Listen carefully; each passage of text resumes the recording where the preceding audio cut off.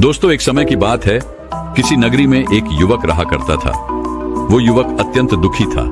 वो बहुत निराश था। उसे ये समझ नहीं आ रहा था कि आखिर इस दुनिया में हर व्यक्ति अपने मतलब के लिए ही क्यों जीता है। उसे हर जगह हर कोई केवल स्वार्थी नजर आता था। वह हमेशा यही सोचा करता कि उससे कोई प्यार नहीं करता, उसकी कोई परवाह नहीं करता। सब उससे मतलब के लिए अपने संबंध रखते हैं। मतलब खत्म हो जाते ही सब उसे अपने आप से दूर कर देते हैं। दोस्तों, हमारे जीवन में भी कुछ ऐसा ही होता है। हम भी हमेशा किसी न किसी का साथ ढूंढते ही रहते हैं, और जब हमें किसी का साथ नहीं मिल पाता तो हम अपने आप को अकेला महसूस करते हैं, कमजोर महसूस करते हैं। हमें लगता है कि इस दुनिया में हमारे जैसे कोई है ही नहीं। हमें कोई प्यार नहीं करता, हमारी कोई परवाह नहीं करता। लेकिन हम यह भूल जाते हैं कि अंत में तो हर किसी को अकेले ही जाना है। वह व्यक्ति अपने इस अकेलेपन से बहुत परेशान हो चुका था, जिस कारण एक दिन उसने अपना घर छोड़ दिया और एक रास्ते पर निकल पड़ा। उसके मन में कई सारे विचार थे। उन विचारों में मग्न होकर वह उस रास्ते पर आगे की ओर बढ़ता ही जा रहा था। तभी उसे रास्ते में एक आश्रम दिखाई पड़ा। वह उस आश्रम की ओर आगे बढ़ा। तभी उसने देखा कि एक गुरु अपने शिष्यों को ध्यान करना सिखा रहे हैं, और उन्हीं शिष्यों में से एक शिष्य ने अपने गुरु से कहा, है गुरु, आखिर यह ध्यान क्या है और इस ध्यान को करने से हमें क्या लाभ? तभी वह गुरु अपने उस शिष्य के इस सवाल का जवाब देते हुए कहते हैं, पुत्र, ध्यान ही सच है और ध्यान हमें अकेला कर देता है। हम जितने ज्यादा अकेले होते जाते हैं उतना ही हम ध्यान में उतरते चले जाते हैं, और यही अकेलापन तुम्हें सत्य के मार्ग पर ले जाता है, तुम्हें सत्य की प्राप्ति करवाता है। वह युवक आश्रम के बाहर खड़े होकर यह सब कुछ देख रहा था, सुन रहा था। जैसे ही उसने उन गुरुवर के मुख से यह सारी बातें सुनी, वह दौड़ा दौड़ा उन गुरुवर के पास आया और कहने लगा, है गुरुवर, यदि ध्यान हमें अकेला कर देता है तो इसका मतलब यह हुआ कि मैं इन सब चीजों में श्रेष्ठ हूं। आप तो ध्यान का सहारा लेकर अकेले होते हैं, लेकिन मैं तो ऐसे ही अकेला हूं। मेरा ऐसा कोई नहीं है जिसे मैं अपना कह सकूं, जो मेरी परवाह करता हो, जो मेरा ख्याल रखता हो, और मैं अपनी राह पर अकेला ही चलता चला जा रहा हूं। उस व्यक्ति की ये सारी बातें सुनकर उन गुरुवर ने उस व्यक्ति को ध्यानपूर्वक देखा और उसके बाद उससे कहते हैं, भंते, अगर तुम अकेले हो तो तुम्हारे पीछे तुम्हारा पूरा परिवार, तुम्हारे मित्र, तुम्हारे शत्रु, तुम्हारे सगे संबंधी, इन सब को लेकर तुम कहां जा रहे हो? उन गुरुवर के मुख से यह बात सुनकर वह व्यक्ति चौंक उठा और उसने तुरंत ही पीछे मुड़कर देखा तो वहां पर कोई नहीं था। तभी वह उन गुरुवर से कहता है गुरुवर, कौन है मेरे पीछे? कोई तो नहीं, ना मेरे परिवार वाले, ना मेरे मित्र, ना मेरे शत्रु, और ना ही मेरे सगी संबंधी। मैं तो सबको पीछे छोड़ आया हूं, क्योंकि कोई मुझे नहीं पूछता, कोई मेरी परवाह नहीं करता, कोई मेरा ख्याल तक नहीं रखता, यहां तक कि मेरी कोई आवाज तक नहीं सुनना चाहता। लेकिन जब किसी के ऊपर कोई समस्या आती है तो वह मुझे अवश्य याद करता है, पर बाकी समय पर वह मुझे पूछते तक नहीं। उन्हें यह तक खबर नहीं होती कि मैं किस हाल में हूं, मैं जिंदा भी हूं या नहीं। उन सबको इन सब चीजों से कोई फर्क नहीं पड़ता। उन गुरुवर ने उस व्यक्ति की यह सारी बातें ध्यानपूर्वक सुनी और उसके बाद उस युवक से कहते हैं, भंते, तुम सही कह रहे हो, लेकिन जब तक तुम इन सभी को छोड़कर नहीं आते तब तक तुम भला अकेले कैसे हो सकते हो? वह व्यक्ति एक बार फिर से आश्चर्यचकित होकर पीछे मुड़कर देखता है और फिर उन गुरुवर से कहता है गुरुवर, यहां पर तो कोई नहीं है, मैं अकेला ही यहां पर आया हूं। लग रहा है कि आप मेरा मजाक उड़ा रहे हैं। मेरे पीछे कोई नहीं है, आप खुद देख सकते हैं, तो फिर आप ऐसा क्यों कह रहे हैं कि जाओ और इन्हें छोड़कर आओ? जब मेरे साथ कोई है ही नहीं तो मैं भला उन्हें कहां छोड़ूं, कैसे छोड़ूं? उस युवक की ये सारी बातें सुनकर वह गुरुवर मुस्कुराने लगे और उस युवक से कहते हैं, भंते, आखिर तुम मुझसे क्या चाहते हो? इस पर वह युवक उन गुरुवर से कहता है गुरुवर, मैं आपका शिष्य बनना चाहता हूं, मुझे कोई साथी चाहिए, मुझे अपना शिष्य बना लीजिए, मैं जीवन भर आपका आभारी रहूंगा। उस युवक की यह बातें सुनकर उन गुरुवर ने कहा, भंते, तुम चाहो तो यहां पर 1 महीने रह सकते हो, उसके बाद ही मैं यह निर्णय कर पाऊंगा कि क्या मुझे तुम्हें अपना शिष्य बनाना चाहिए या फिर नहीं। लेकिन तुम्हें मेरी एक बात माननी होगी, तुम्हें इन 30 दिनों के अंदर ध्यान का अभ्यास करना होगा। अगर तुम ये कर सकते हो तो तुम यहां पर अगले 1 महीने के लिए रुक सकते हो, अन्यथा तुम्हारे लिए यहां पर कोई जगह नहीं। उस व्यक्ति ने काफी सोच विचार कर उन गुरुवर से कहा, है गुरुवर, आप जैसा कहेंगे मैं वैसा ही करूंगा।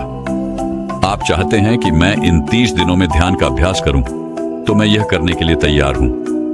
उस व्यक्ति ने उन गुरुवर की बात मान ली और आश्रम में ही रुक गया।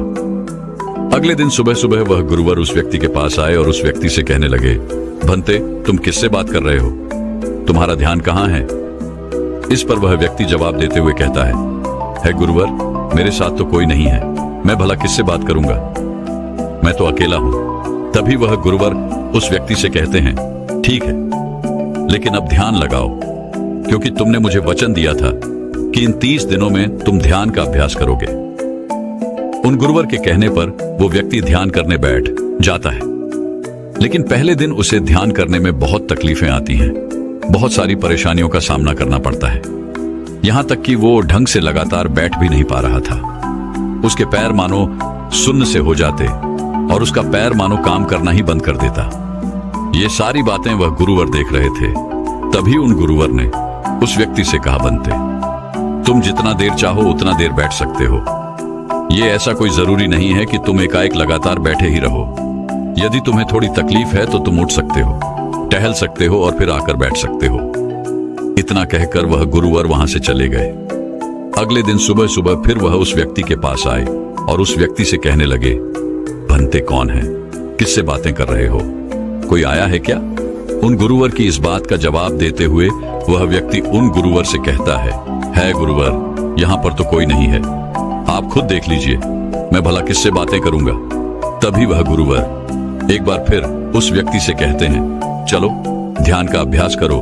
तभी वह व्यक्ति उन गुरुवर से कहता है गुरुवर, क्या केवल आंखें बंद करके बैठ जाना, इसे ही ध्यान कहते हैं? अगर इसे ही ध्यान कहते हैं तो यह तो बड़ा ही आसान है और इसे तो कोई भी कर सकता है, केवल आंखें बंद करके बैठना ही तो है। इसका जवाब देते हुए वह गुरुवर उस व्यक्ति से कहते हैं, भंते, केवल आंखें बंद करके बैठ जाना इसे ध्यान नहीं कहते। ध्यान करने के लिए तुम्हें अपने मन को एकाग्र करना होगा, अपने मन को किसी एक चीज पर लगाना होगा। वह कोई भी चीज हो सकती है, बाहर की कोई आवाज या तुम्हारे भीतर से आने वाली ये सांसें, इन सांसों के अंदर और बाहर होने की आवाज। तुम ऐसी किसी भी चीज पर ध्यान लगा सकते हो जो लगातार वर्तमान समय में घट रही है, ताकि तुम्हारा पूरा ध्यान उस चीज पर एकाग्र हो और तुम्हारा ध्यान कहीं भी भटके नहीं, जिस कारण तुम उस पर ध्यान लगा पाओगे। और एक बात और याद रखना, जब तुम उस चीज पर ध्यान लगाओगे तो तुम्हारा ध्यान हटना नहीं चाहिए। इतना कहकर वह गुरुवर वहां से चले गए। अगले दिन जब वह सुबह सुबह एक बार फिर उस व्यक्ति से मिलने आए तो उन्होंने एक बार फिर उस व्यक्ति से कहा, भंते, आज कौन आया है, किससे बातें कर रहे हो?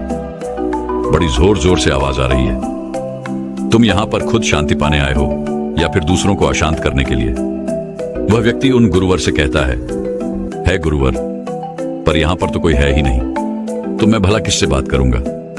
यहां तक कि अभी तक मेरे मुख से एक शब्द तक नहीं निकला है, तो फिर आपको कैसे जोर जोर की आवाजें कहां से आ रही हैं? और जब मैंने एक शब्द भी नहीं बोला तो मैं भला दूसरों के लिए अशांति का कारण कैसे बन सकता हूं? तभी वह गुरुवर उस व्यक्ति से कहते हैं, ठीक है, चलो ध्यान का अभ्यास करो। तभी वह व्यक्ति उन गुरुवर से कहता है गुरुवर, मेरा एक प्रश्न है, क्या मैं आपसे पूछ सकता हूं? तभी वह गुरुवर उस व्यक्ति से कहते हैं, पूछो, तुम्हें क्या पूछना है? तभी वह व्यक्ति उन गुरुवर से कहता है गुरुवर, आप कहते हैं किसी भी एक चीज पर ध्यान लगाओ, जो वर्तमान समय में घट रही हो उस पर अपना पूरा ध्यान लगा दो। लेकिन जब मैं अपनी सांसों पर या फिर किसी ऐसी चीज पर ध्यान लगाने का प्रयास करता हूं जो लगातार घट रही है, तो मेरा ध्यान लगातार नहीं रह जाता। मैं पल पल भटकता रहता हूं। कभी मुझे कुछ याद आने लगता है तो कभी मुझे कुछ और याद आने लगता है। वो पुरानी चीजें, वो पुरानी यादें मेरा पीछा नहीं छोड़ती। आपके कल यहां से चले जाने के बाद मैंने ध्यान करने के लिए बहुत प्रयास किया, लेकिन वह पुरानी यादें बार बार मुझे याद आ रही थी, जिस कारण मैं एक चीज पर ध्यान लगा ही नहीं सका। तो अब मुझे क्या करना चाहिए? उस व्यक्ति की यह सारी बातें सुनकर वह गुरु मुस्कुराने लगे और वहां से चले गए। उन गुरुवर की हंसने की वजह उस व्यक्ति को समझ नहीं आई। अगले दिन सुबह सुबह एक बार फिर वह गुरुवर उस व्यक्ति के पास पहुंचे और कहा, भंते, ये तुम क्या कर रहे हो? इतना आलस, चारों ओर आलस ही आलस फैला हुआ है। अपने पास से आलस को भगाओ, अन्यथा यह तुम पर हावी हो जाएगा और फिर तुम हमेशा इसके अधीन बनकर रहोगे। तभी वह व्यक्ति गुरुवर से कहता है गुरुवर, आप तो रोज एक ही बात कहते हैं कि यहाँ पर कोई है, लेकिन मुझे तो कोई नजर आता ही नहीं। आप ही बताइए, यहाँ पर कौन है? तभी वह गुरु वह उस व्यक्ति से कहते हैं, ठीक है, चलो अभ्यास के लिए चलते हैं। तभी वह व्यक्ति उन गुरुवर से कहता है गुरुवर, मेरा एक प्रश्न है, आपकी आज्ञा हो तो मैं आपसे पूछना चाहता हूं। है गुरुवर उस व्यक्ति से कहते हैं, हाँ पूछो, क्या प्रश्न है तुम्हारा?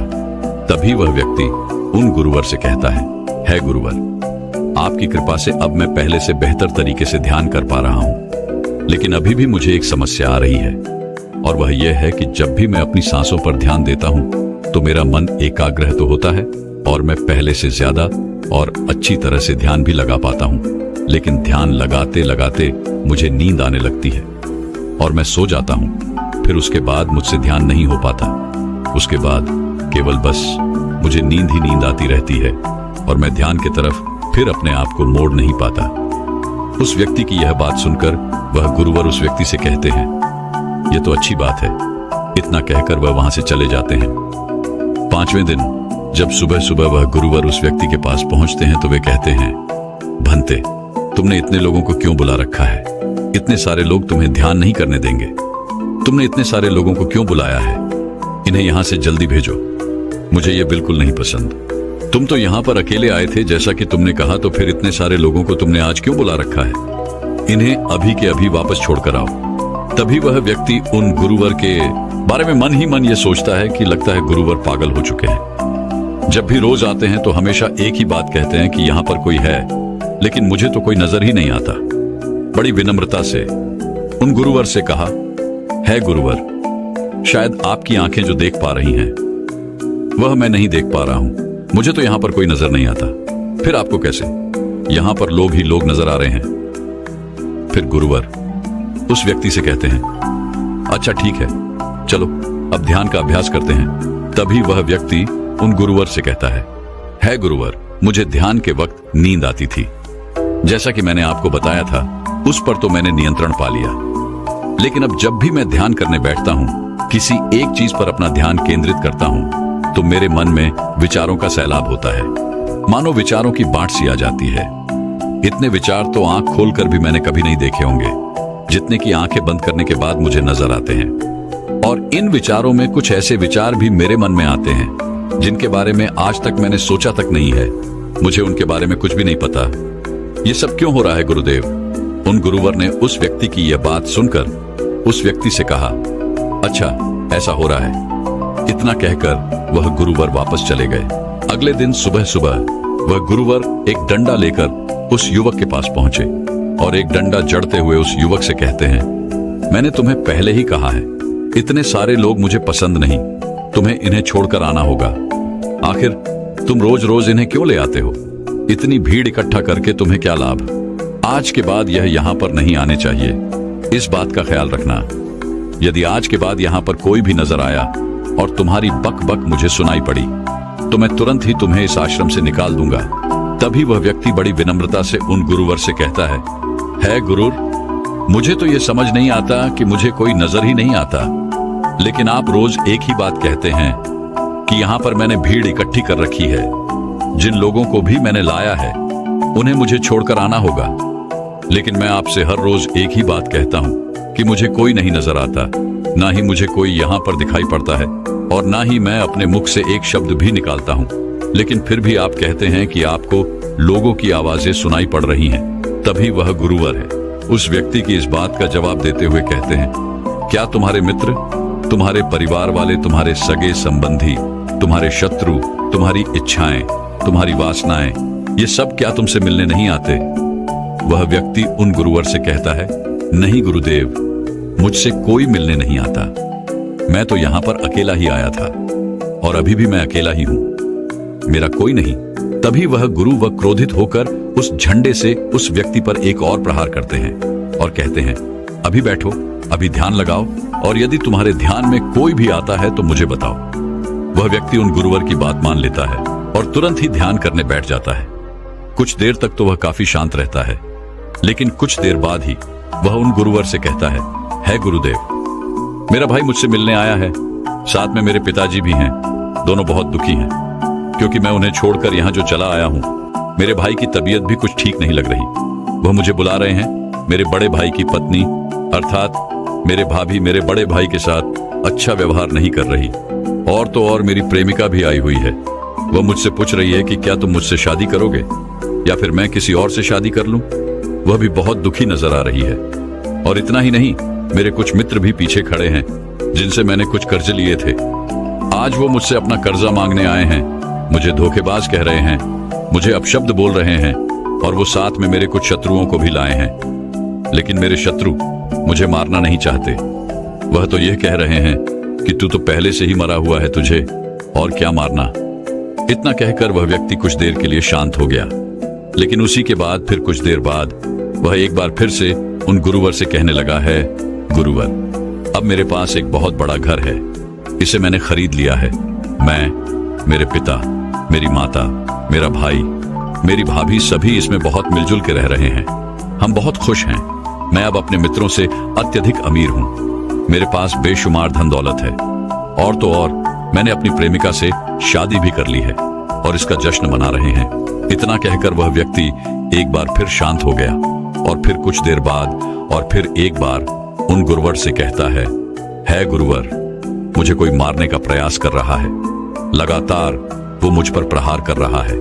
मैं उसका चेहरा देखने का प्रयास कर रहा हूँ, लेकिन मुझे उसका चेहरा नजर नहीं आ रहा।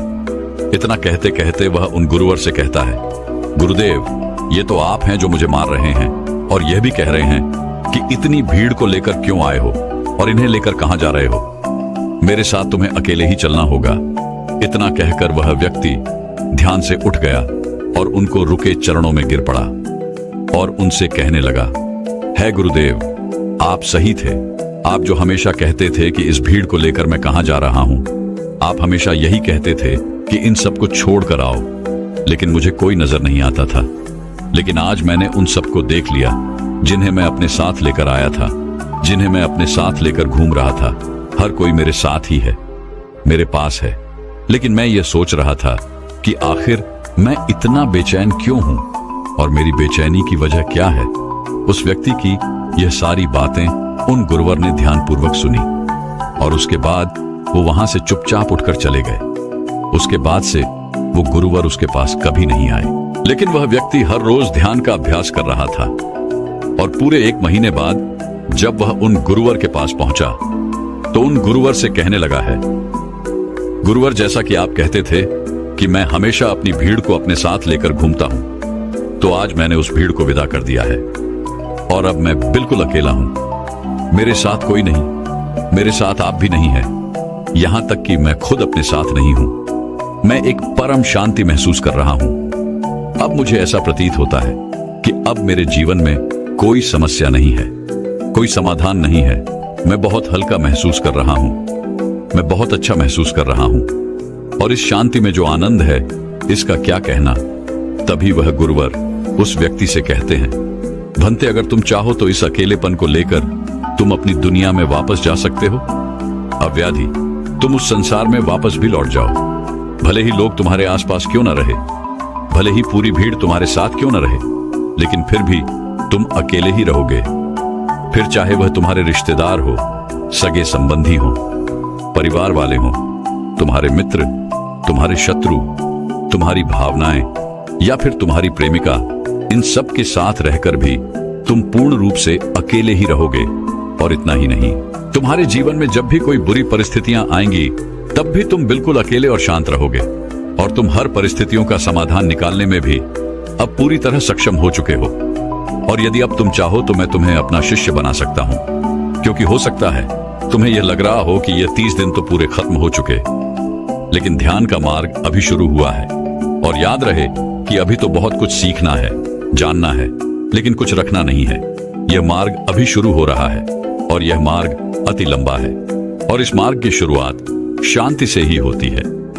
तभी वह व्यक्ति उन गुरुवर को प्रणाम करता है और उनसे कहता है गुरुवर, मैं अपने घर वापस लौटना चाहता हूं, अपने उस संसार में वापस जाना चाहता हूं ताकि मैं अपनी जिम्मेदारियों को निभा सकूं और साथ ही साथ इस मार्ग पर भी आगे बढ़ सकूं।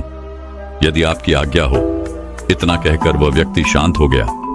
तभी वह गुरु मुस्कुराने लगे और उस व्यक्ति से कहते हैं, भंते मन शांत हो तो सब हो सकता है। तुम संसार में रहकर भी अकेले रह सकते हो, लेकिन एक बात याद रखना कि हमें सीखना बहुत कुछ है, जानना बहुत कुछ है, लेकिन रखना कुछ भी नहीं। अब तुम जा सकते हो, तुम्हारा कल्याण हो।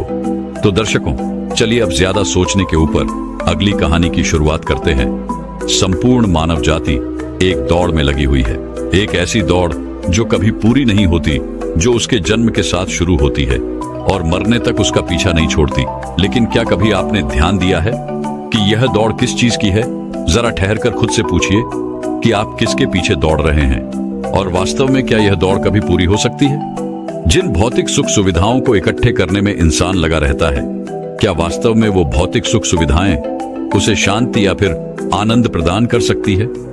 सिकंदर ने मरने से पहले अपने सभी मंत्रियों को कहा था कि जब मेरी अर्थी उठाई जाए तो मेरा शरीर ढका हुआ नहीं होना चाहिए, मेरी हथेलियां खुली होनी चाहिए, ताकि सारी दुनिया यह देख सके कि जो सिकंदर पूरी दुनिया को जीत सकता था, वो भी अपने साथ कुछ नहीं ले जा सका। उसके हाथ खाली के खाली रह गए। लेकिन जीवन की बागडोर ऐसी होती है कि उसे कभी ठहरने का वक्त ही नहीं मिलता। कभी वह सोच विचार ही नहीं करता कि जीवन का सबसे बड़ा सुख क्या है और इसके विपरीत जीवन का सबसे बड़ा दुख क्या है। सुख सुविधाएं तो बहुत लोग इकट्ठा कर लेते हैं, लेकिन सही मायने में उसका भोग कितने लोग कर पाते हैं?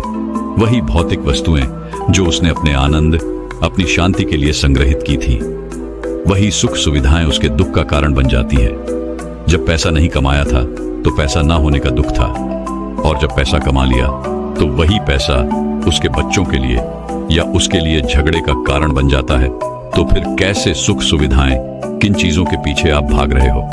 आज की जो कहानी मैं आप लोगों को सुनाने वाला हूं, उसमें आपको जीवन का सबसे बड़ा दुख और सबसे बड़ा सुख पता चलेगा। इससे पहले कि आप इस कहानी में खो जाएं, इस चैनल को सब्सक्राइब जरूर कर लें। तो चलिए कहानी शुरू करते हैं।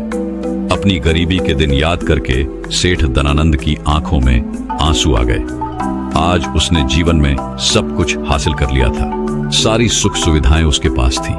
घर में नौकर चाकर थे, हजारों लोग उसके नीचे काम करते थे, जो उसकी एक आवाज पर उसके पास खड़े होते थे। लेकिन फिर भी आज सब कुछ हासिल कर लेने के बाद भी वो दुनिया में अपने आप को सबसे गरीब आदमी समझ रहा था। आखिरकार अपनी गरीबी के दिन याद करके उसकी आंखों में आंसू आ गए। उसके पास कुछ नहीं था, लेकिन तब भी वो प्रसन्न रहता था। लेकिन आज सब कुछ होने के बाद भी वो प्रसन्न नहीं था। और दुनिया में वही आदमी सबसे गरीब होता है जो सब कुछ होते हुए भी अकेला महसूस करता है। उसे एहसास होने लगा था कि धन संपदा या भौतिक सुख सुविधाएं उसके मन की पूर्ति नहीं कर सकती। लेकिन अब तो बहुत देर हो चुकी थी। उसका पूरा जीवन बीत चुका था। अब पूरे जीवन की कमाई उसे व्यर्थ लगने लगी।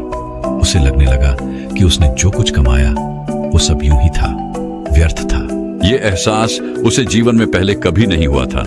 काश उसे ये एहसास पहले हो गया होता तो वह ठहर जाता, रुक कर चिंतन करता कि जो चीज वह इकट्ठी कर रहा है, क्या वास्तव में वह इकट्ठी करने लायक है? अगर उसे यह बात पहले पता चल गई होती तो वो अपने जीवन में सार्थकता खोजने की कोशिश करता। वो उस रहस्य के बारे में खोज करता जो उसके मन की पूर्ति करता, जो उसका अकेलापन दूर करता, जो उसके जीवन को संपूर्ण बना देता। उसने अपने दोनों बेटों को अपने पास बुलाया और उन्हें जीवन की सीख समझाने की कोशिश करने लगा। सेठ ने अपने बेटों से कहा कि बेटा, मेरे को तो जीवन में कोई बताने वाला नहीं था, सही रास्ता दिखाने वाला कोई था ही नहीं, इसलिए मैं उस रास्ते पर चलता रहा जिसका कोई अंत नहीं था। और आखिर में पहुंचकर मुझे महसूस हुआ कि जितना रास्ता मैं तय करके आया हूं, उतना ही रास्ता बाकी और है। शायद मैं गलत रास्ते पर निकल पड़ा था और अब इतना समय नहीं बचा कि मैं नए रास्ते पर फिर से नया सफर शुरू करूं। उसने अपने दोनों बेटों से कहा कि बेटा, पता है दुनिया में सबसे बदनसीब आदमी कौन होता है? वो जिसके पास सब कुछ होते हुए भी कुछ नहीं होता, जो अपने आप को सब कुछ होते हुए भी अकेला महसूस करता है। भला इससे बड़ा दुख, इससे बड़ी बदनसीबी और क्या हो सकती है? यह सुनकर उसके बड़े बेटे ने कहा कि पिताजी, सब कुछ तो आपके पास है, धन संपदा, पूरा परिवार, सारी खुशियां आपके पास है, लेकिन फिर भी आप अपने आप को बदनसीब क्यों समझते हैं? उसका बड़ा बेटा वह नहीं समझ पा रहा था जो उसके पिता उसे समझाने की कोशिश कर रहे थे। फिर भी उसने अपनी बात को समझाने की कोशिश करते हुए कहा, अभी तुम्हें लगता है कि जीवन में तुम्हारे पास सब कुछ है।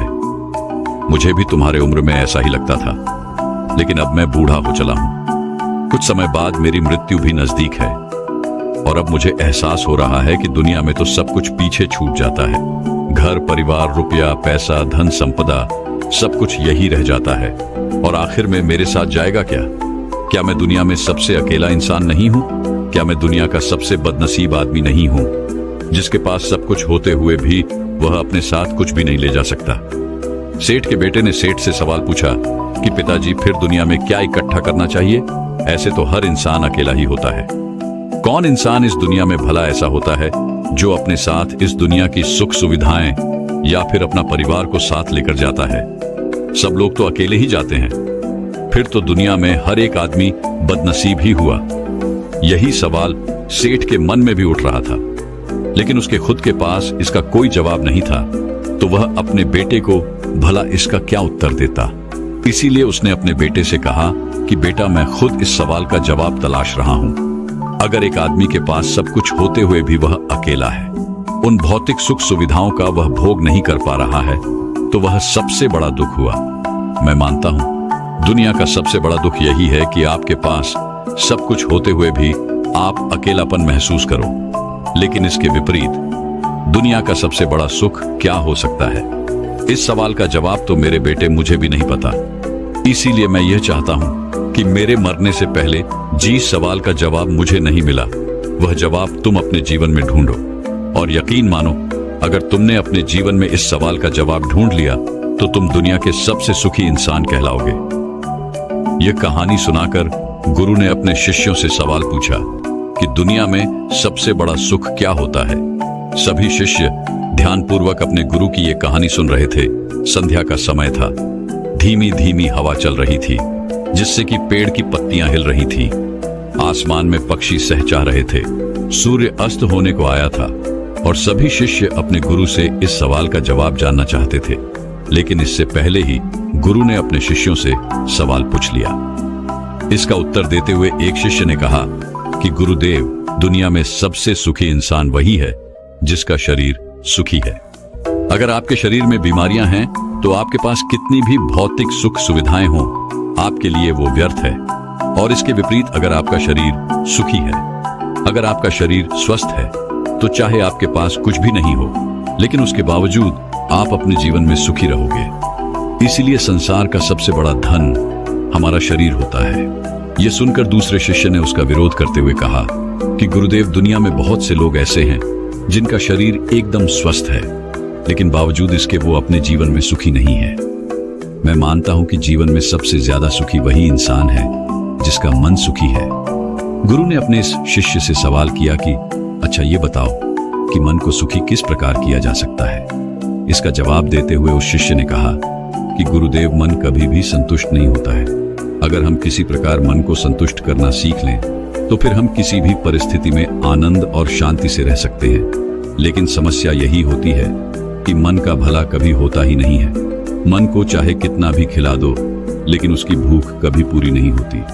चाहे उसको कितना ही धन दे दो, लेकिन बावजूद इसका लालच बढ़ता ही जाता है। अब गुरु ने सभी शिष्यों को समझाना शुरू किया। गुरु ने कहा कि अज्ञानतावश मनुष्य कभी यह समझ नहीं पाता कि उसका मन हमेशा से खाली था, लेकिन व्यर्थ की चिंताएं, व्यर्थ के लक्ष्य अपने जीवन में बनाकर उसने अपने मन को बांध लिया। जिस मन की प्रवृत्ति हमेशा खाली रहने की थी, उसने उस मन को कूड़े कचरे से भर लिया। इसीलिए वह मन जो बचपन में हमेशा खाली रहता था, हर चीज में, हर खेल में आनंद ढूंढ लेता था, अकेले में भी आनंद पूर्वक, शांति पूर्वक रहता था, अब वही मन सब कुछ मिल जाने के बाद भी हमेशा दुखी रहता है। लेकिन अगर इंसान सिर्फ वर्तमान में रहना सीख ले, सिर्फ इतना सा होश प्रकट कर ले कि उसे हमेशा वर्तमान में रहना है, ना तो भविष्य की कल्पनाओं में, ना अतीत की यादों में, सिर्फ वर्तमान में। सिर्फ इस एक सूत्र से वो अपने पूरे जीवन को बदल सकता है। वर्तमान में रहकर सभी सूक्ष्म सुविधाओं का भोग करना, पूर्ण होश के साथ, पूर्ण आनंद के साथ हर एक चीज का भोग करना, सिर्फ यही जीवन को सुखी बना सकता है।